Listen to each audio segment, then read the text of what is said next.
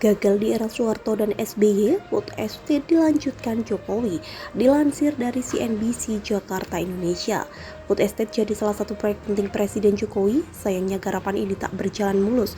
Banyak kritikan datang imbas melihat hasil lumbung pangan yang tak sesuai harapan.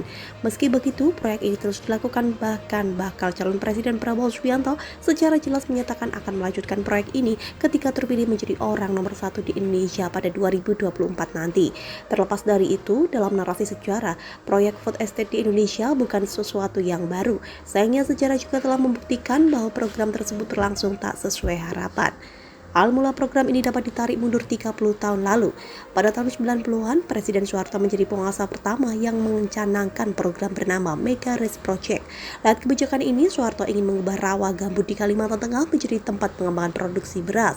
Diproyeksikan ada 1 juta lahan gambut yang bakal disulap.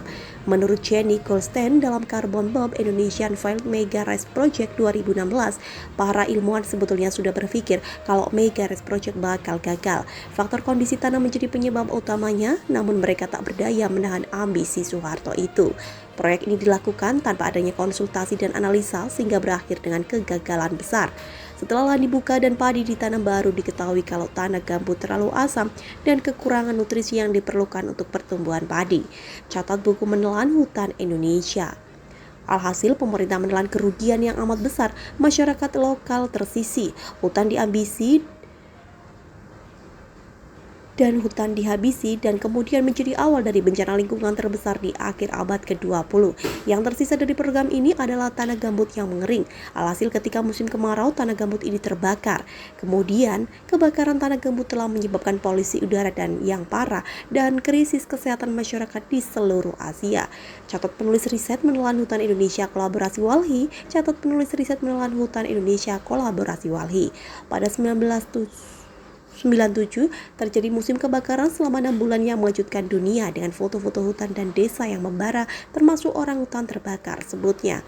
Meski sudah terbukti gagal, kebijakan serupa malah dilakukan kembali oleh pemerintahan selanjutnya tepat pada 2010.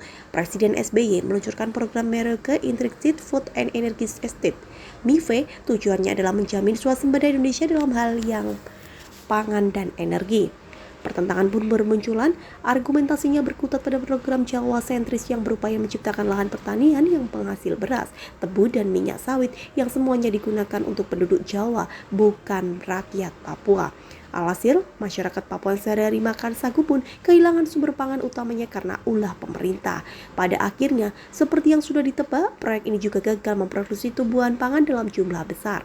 9 tahun setelah peluncuran, proyek MIFE hampir tidak menghasilkan pangan atau energi. Hal ini merupakan taktik dangkal yang telah merampas dan membuka lahan untuk penebangan atau mengkonversi menjadi perkebunan sawit atau akasia, serta mengakselerasi industri ekspor lainnya, tulis riset itu.